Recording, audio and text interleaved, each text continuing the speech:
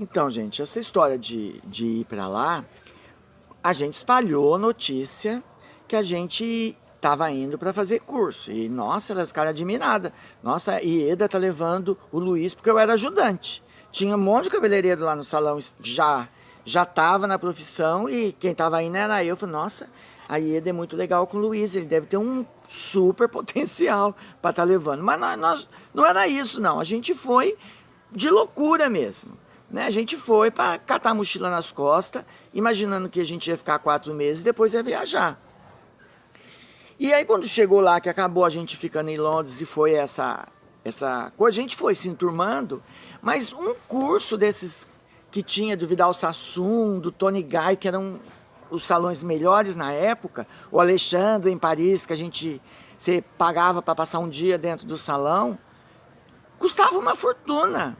Né? Eu nunca consegui pagar, eu fui sem um puto, eu não fui nem com $1000, o dinheiro que eu tinha dinheiro para 15 dias, eu tinha que trabalhar e ganhar, porque senão eu ia passar fome mesmo. Então, graças a meus amigos, a Ieda, que estava sempre do lado dando apoio, eu fui me virando, mas não era uma coisa assim fácil.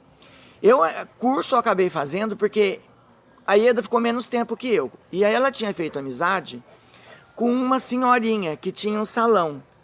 E essa senhorinha em Londres, já deve ter morrido porque já era velha pra caramba na época.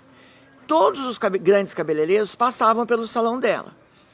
Então, ela tinha acesso a todos os salões. E aí ela me chamou um tempo para trabalhar com ela, depois que a Ieda foi embora, a Ieda me apresentou. Pronto, a velhinha começou gostando de mim.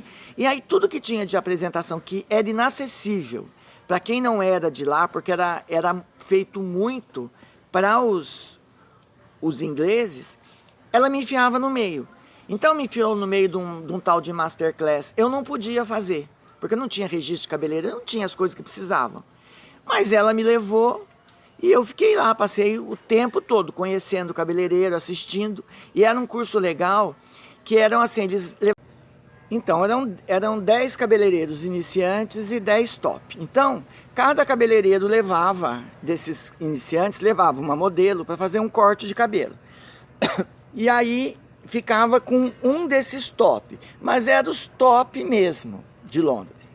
E aí, eles explicavam o corte e como ia fazer. E o top, o master, ele explicava a melhor maneira de se fazer isso. Gente, deve ter dado um pulo nesse diabo desse filme, porque tem uma louca aqui na porta vendendo mandioca, laranja, sei lá mais o que. Cada vez que ela fala, eu me distraio.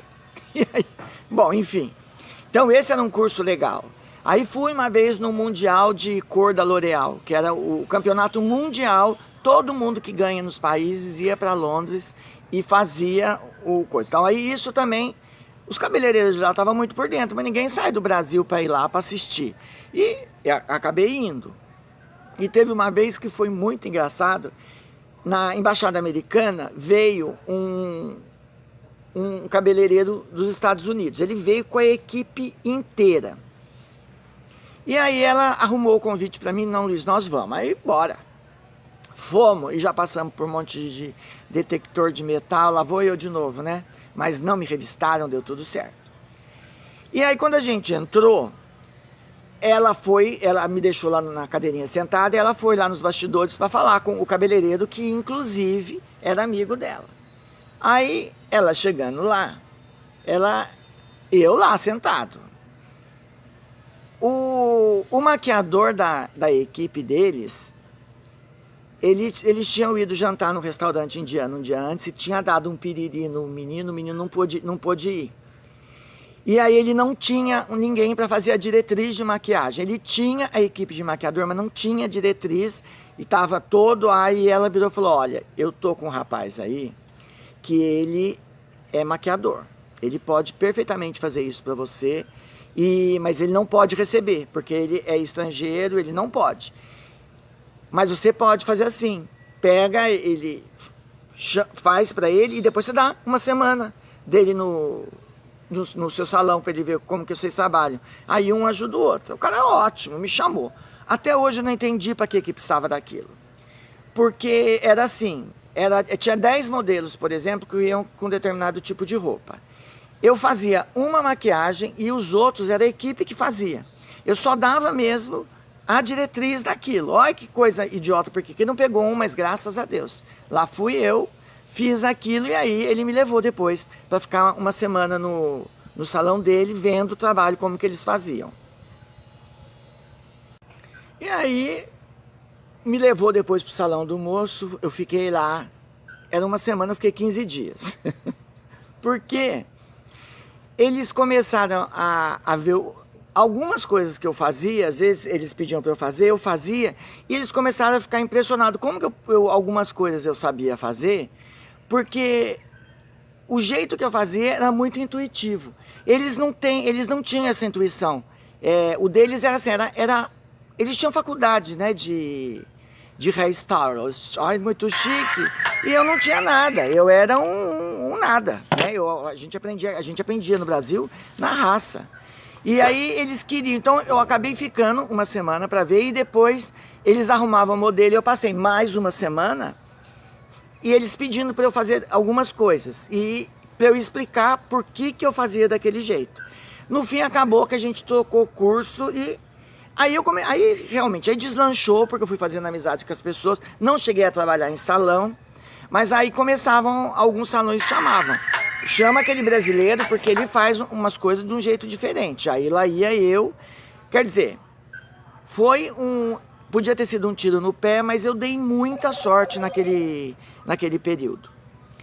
E atendia, né, a mulherada por fora. Aí começou que tinha a Comissão Naval, Petrobras, tinha o pessoal que trabalhava na embaixada, no consulado, que quando eles ficavam sabendo de um brasileiro, eles queriam que fosse lá atender, porque eles não tinham o trabalho de ficar explicando numa língua, nem sempre se entendiam. E como eu sempre digo, o trabalho de cabeleireiro, uma parte considerável é a gente saber conversar, para a gente entender o que a cliente quer. É nisso que os cabeleireiros erram, né? É nisso que a cliente se dá mal, porque ela explica para o cliente, mas ele parece que ele vê aquilo, mas de uma maneira diferente. E as visões não são compatíveis, ele faz e ela fica infeliz.